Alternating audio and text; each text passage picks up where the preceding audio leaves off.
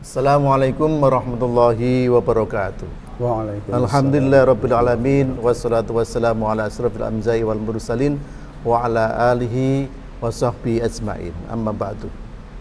Alhamdulillah sore hari ini kita sudah hadir bersama kami Ustadz Ainur Rahman, pengasuh Teras Quran Ar-Rasyad dari Ngawi. Sekaligus beliau adalah trainer Al-Quran metode Umi. Assalamualaikum Ustaz. Waalaikumsalam warahmatullahi Bagaimana wabarakatuh. kabarnya? Alhamdulillah. Alhamdulillah. Luar biasa hari ini. Baik, di bulan Ramadan ini mudah-mudahan kita senantiasa diberikan rahmat oleh Allah Subhanahu wa taala. Dan alhamdulillah sekali hari ini kita bisa berjumpa di sini untuk dialog seputar Ramadan. Nah, ini terkait dengan Ramadan dan Al-Quran, Ustaz. Mengapa Ramadan itu sering disebut sebagai bulan Al-Quran, Ustaz? Baik, Pak Ahmad dan pemirsa yang ada di rumah. Alhamdulillahirabbil alamin wassalatu wassalamu ala asrofil anbiya wal mursalin sayyidina wa maulana Muhammadin wa ala alihi wa sahbihi ajmain, amma ba'du. Pertama-tama puji syukur senantiasa kita panjatkan kehadirat Allah Subhanahu wa taala. Alhamdulillah sebagaimana doa kita ketika bulan Rajab dan Syaban, alhamdulillah hari ini kita benar-benar sudah berada di bulan Ramadan. Alhamdulillah. Ini nikmat yang luar biasa yang patut kita syukuri, dan mudah-mudahan kita bisa sukses dan Ramadan kali ini bisa bermakna. Amin, amin Ustaz, amin, amin. Salawat serta salam semoga tercurah kepada beliau Nabi Agung Nabi Muhammad Sallallahu Alaihi Wasallam. Sebagaimana Al-Quran, tadi sesuai tema kita pada hari ini, Al-Quran itu diturunkan oleh Allah kepada Rasulullah Sallallahu Alaihi Wasallam. Baik, tadi pertanyaannya, mengapa Ramadan disebut bulan Al-Quran? Di dalam Al-Quran sendiri Allah SWT berfirman, Syahrul Ramadan alladzi unzila fihi al-Quran hudal linnas. Syahrul Ramadan, di bulan Ramadan inilah unzila fihi al-Quran, diturunkan oleh Allah Al-Quran. Hudal linnas, sebagai petunjuk bagi umat manusia. Nah, dari sinilah kemudian karena bulan Ramadan ini diturunkannya Al-Quran, ya, maka disebutlah bulan ini sebagai bulan Al-Quran. Seperti ya, itu. Ya, jadi Al-Quran diturunkan Allah di bulan Ramadan. Kalau kita mengenal istilah turunnya Al-Quran, kita juga sering menyebut dengan peristiwa nuzulul Quran, Ustaz, ya. Coba mohon bisa diceritakan singkat tentang nuzul Quran, Ustaz.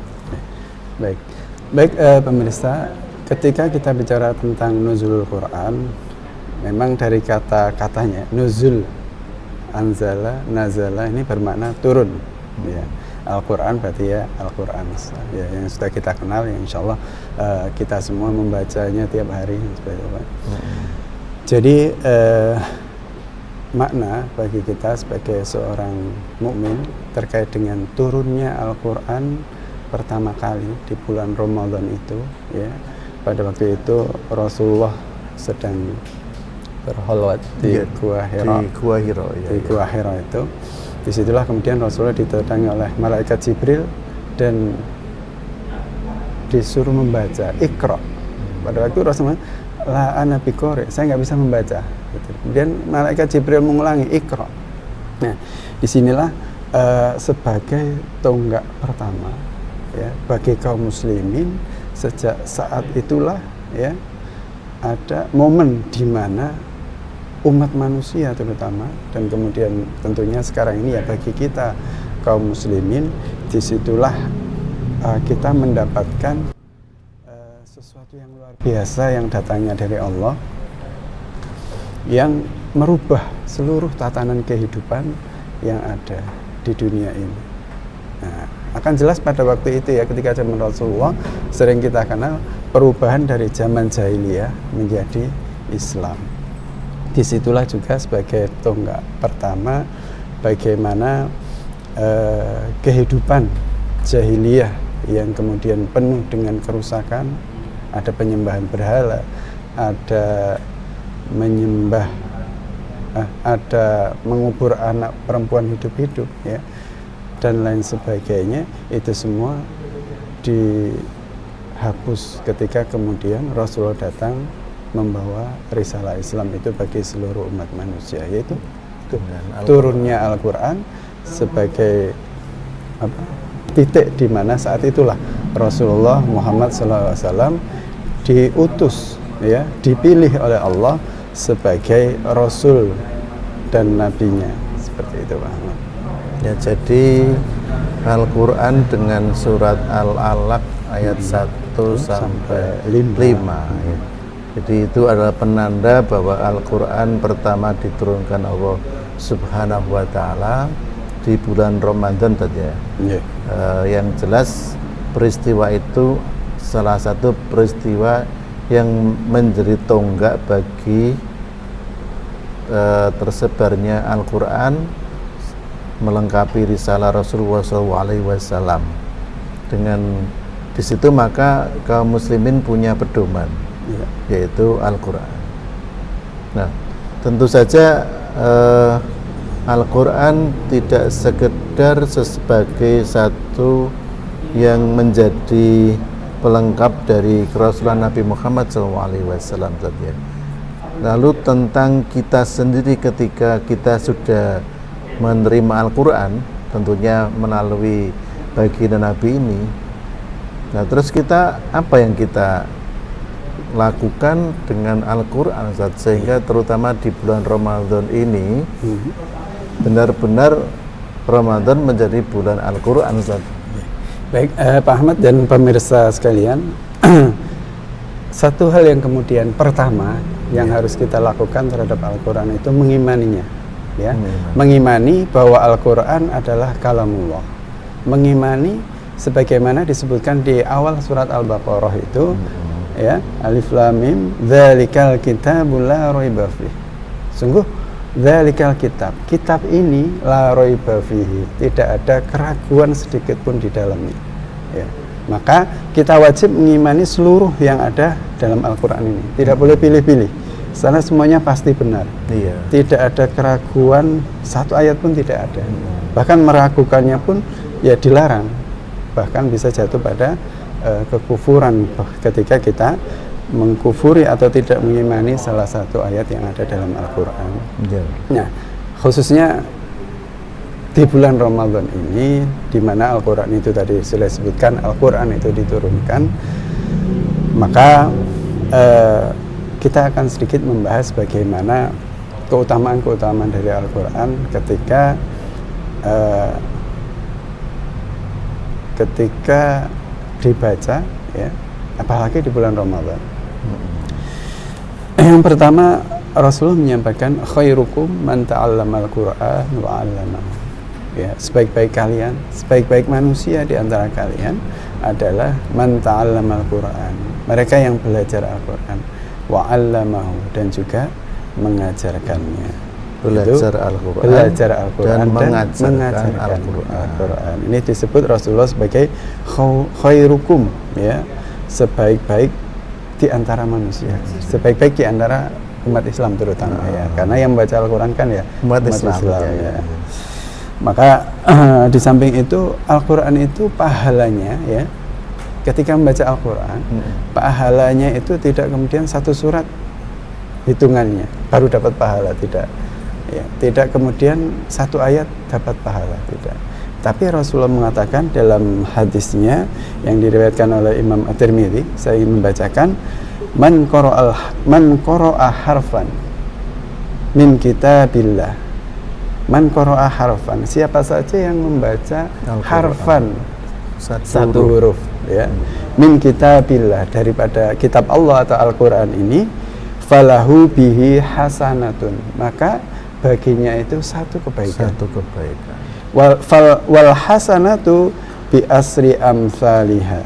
Sementara, ya, hasanah, satu kebaikan itu dikatakan bi asri amsalihha, akan diberi 10 yang ya kebaikan yang semisalnya. Pahala. La aqulu alif lam mim harfan. Ya. Itu kan satu ayat ya kalau di Al-Baqarah alif lam mim itu kan satu ayat. Bukan itu satu huruf ya. Tapi walakin alifun harfun. Alif sendiri itu satu huruf. Sudah dapat 10 kebaikan itu tadi. Lam ya. 2. Kemudian mim, lam, alif, lam sendiri satu huruf.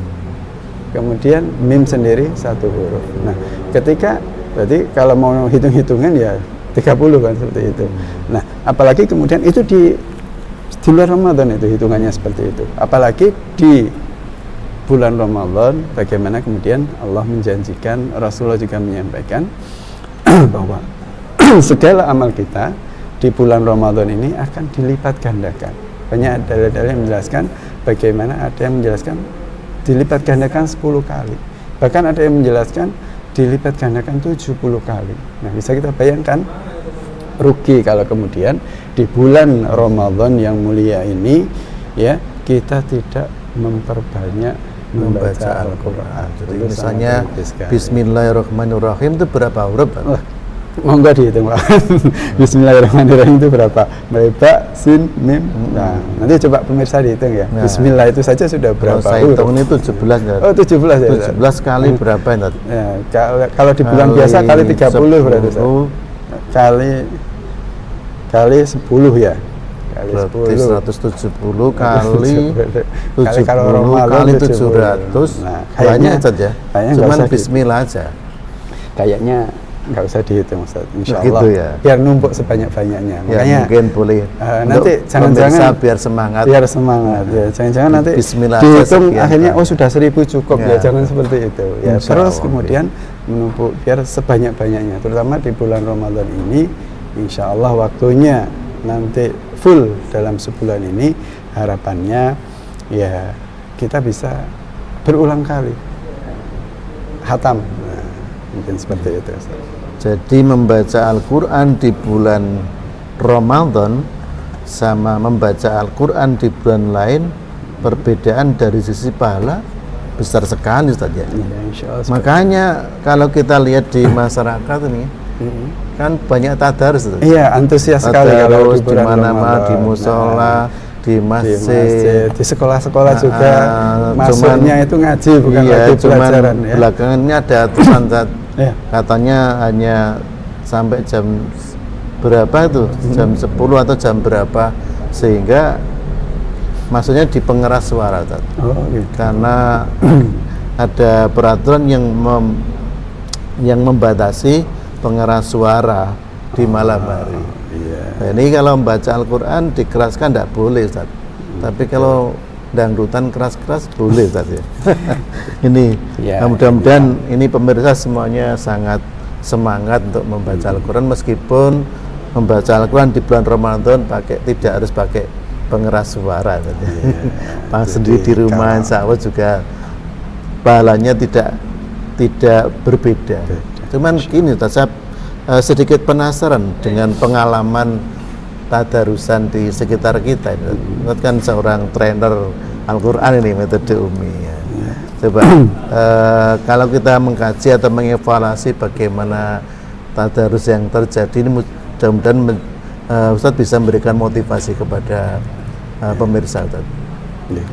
Baik, Pak Ahmad dan pemirsa yang ada di rumah, terkait dengan bacaan Al-Quran ya, dalam Al-Quran sendiri Allah berfirman warattil Qur'ana tartila.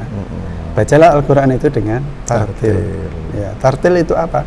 Tartil itu bagus makharijul hurufnya, dan yang kedua bagus tajwidnya. Nah, makharijul huruf itu apa?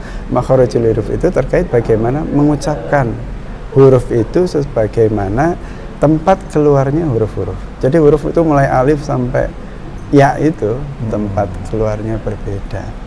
Ya, kemudian tajwidnya juga terkait dengan mana panjang, mana pendek, mana dengung. Nah, itu harus sesuai. Kenapa harus demikian? Karena ini terkait dengan makna Ustaz. Jadi panjang pendek itu bisa menjadikan makna berbeda. Bisa diberi contoh Ustaz? Beda pengucapan huruf itu juga bisa maknanya jauh berbeda Ustaz. Contoh ya, misalnya Allah berfirman ya, kata alimun ya, kata alimun ya, di Al-Qur'an itu ada alimun pakai ain ya, alim ya, innallaha alimun misalnya. Sehingga Allah itu maha mengetahui. Ya. Kemudian itu ada azabun alim, azab yang pedih. Ya. Kalau azabun alim ini pakai alif atau hamzah ya, jadi bunyinya alim ya, beda dengan yang alimun ya. Ada perbedaan pengucapan huruf hamzah atau alif dengan huruf ain. Nah, kalau ini sama-sama diucapkan, apalagi salah pengucapannya, misalnya azabun alim misalnya, maknanya jauh berbeda. Azab yang diketahui jadi azab yang diketahui. Demikian juga Allahu alimun misalnya pakai hamzah, bahaya ini. Masa Allah yang pedih. Iya. ini harus ini sangat berbahaya. Ya, dan banyak yang lagi. Karena bahasa Arab tadi ya. Iya, bahasa berbeda Arab harus pengucapan, berbeda makna. Yang akan ini pemirsa harus hati-hati ini kalau kita ngaji tentunya kaum muslimin, apalagi ngajinya cepet-cepetan karena di Ramadan ini kan memburu banyak-banyak Ustaz ya. Kalau khatam 3 kali, nanti musola yang lain berlomba sampai 7 kali akhirnya kadang-kadang tidak memperhatikan. Mudah-mudahan ini menjadi satu motivasi. Jadi kalau benar dapat pahala banyak, tapi kalau salah Ustaz, dosa atau pahala Ustaz? Jadi ketika Al-Quran itu dibaca salah ya, ya. Selama, jadi ini bacaan Al-Quran itu harus dibaca sebagaimana kaidah-kaidah bacaan ya. Maka belajar hukum ya, hukum membaca Al-Quran dengan benar itu fardhu ain, wajib ya.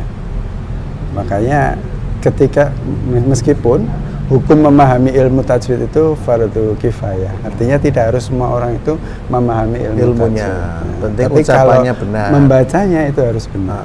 Sehingga model tadarus itu sebenarnya menjadikan penjagaan terhadap hal itu, sehingga misalnya ada 10 orang, ada satu saja yang kemudian paham, itu bisa mengoreksi ketika salah satu di situ bacaannya salah.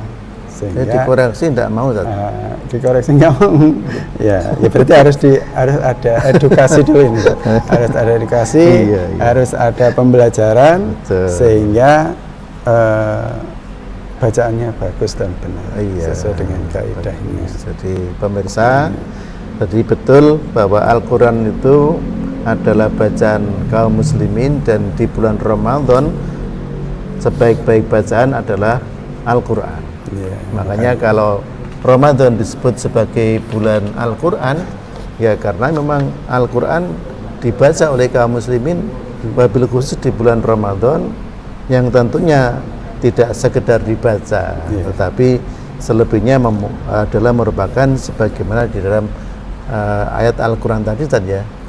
Ayat surat Al-Baqarah ayat 185 ya, bahwa Al-Quran tidak hanya sekedar diturunkan untuk hudal linnas, untuk petunjuk bagi manusia. Baik Ustaz, terima kasih atas waktunya untuk berbincang-bincang dengan kami pada kali ini. Insya Allah kita akan berjumpa di lain kesempatan. Terima kasih Ustaz.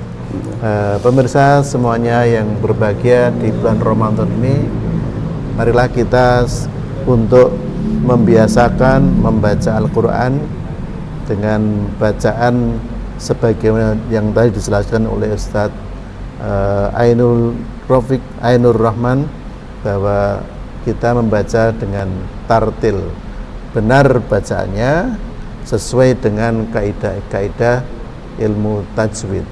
Namun bagi yang belum bisa, tentunya belajar adalah solusi yang semestinya dilakukan.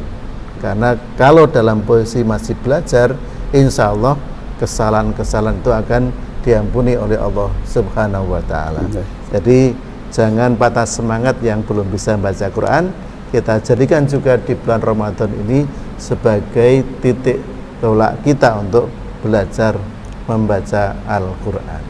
Demikian ulasan pada sore hari ini. Mudah-mudahan Allah memberikan kepada kita semuanya rahmatnya, pahalanya. Amin. Dan kepada pemirsa khususnya mendapatkan barokah dari Al-Quran. Amin, amin, amin ya rabbal alamin. Baiklah, kami akhiri pada sesi ini dengan kita menyampaikan kepada terima kasih kepada semua pemirsa atas atensinya pada saat ini. Terima kasih. Assalamualaikum warahmatullahi wabarakatuh. Waalaikumsalam warahmatullahi wabarakatuh.